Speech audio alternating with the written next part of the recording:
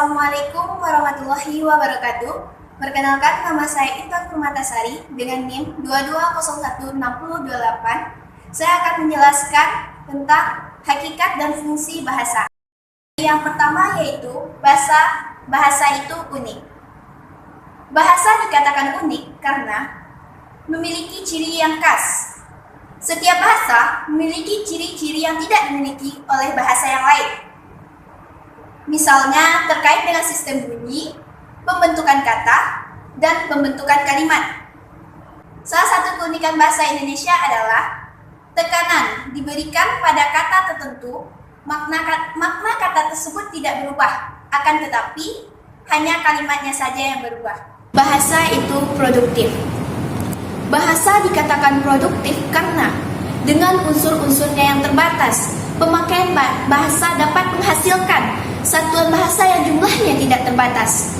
Dengan pola-pola dan lambang-lambang bahasa yang terbatas, pemakaian bahasa dapat mengkreasikan hal-hal baru melalui bahasa. Oka 1994 halaman 20. Hal-hal baru yang dikreasi melalui bahasa tersebut tentunya sesuai dengan sistem yang berlaku dalam suatu bahasa. Dengan konstruksi prosesif dalam satuan frase, misalnya pemakaian bahasa mampu menciptakan frase rumah kakakku, rumah tetangga saya, dan rumah majikan saya yang jumlahnya tidak terbatas. Dalam bahasa Indonesia hanya ada 6 bunyi vokal dan 22 bunyi konsonan. Tetapi dengan bunyi tersebut dapat dibentuk kata frase atau kalimat yang jumlahnya tidak terbatas. Selanjutnya yaitu saya akan menerangkan tentang fungsi bahasa, yaitu fungsi bahasa personal. Fungsi bahasa untuk menyatakan diri atau perasaan. Tolak ukur dari fungsi ini adalah apa yang disampaikan itu berasal dari dirinya, bukan dari orang lain. Secara garis besar, yang terdapat dalam diri seseorang dibedakan atas dua, yaitu perasaan dan pikiran. Perasaan dan pikiran yang dapat dinyatakan misalnya senang, susah, kelut, jengkel, dan marah.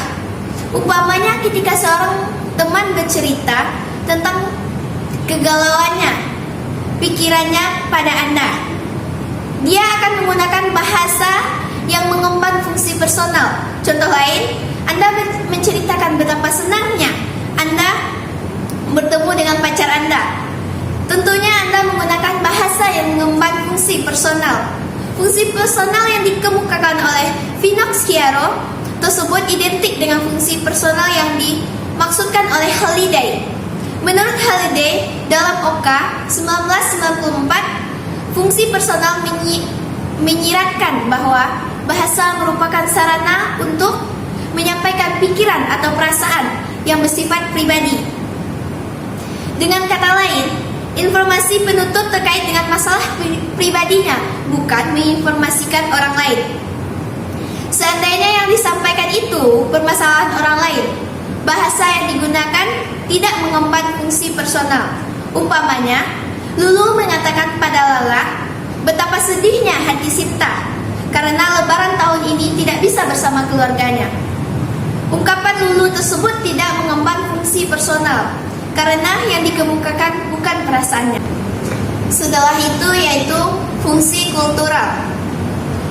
Fungsi kultural merupakan fungsi bahasa sebagai wahana untuk mengenal, mempelajari, mengapresiasikan, dan menghargai nilai-nilai budaya yang berwahanakan bahasa. Pengajaran bahasa daerah dimaksud agar peserta didik memperoleh pengalaman kultural yang terdapat dalam bahasa daerah yang dipelajarinya.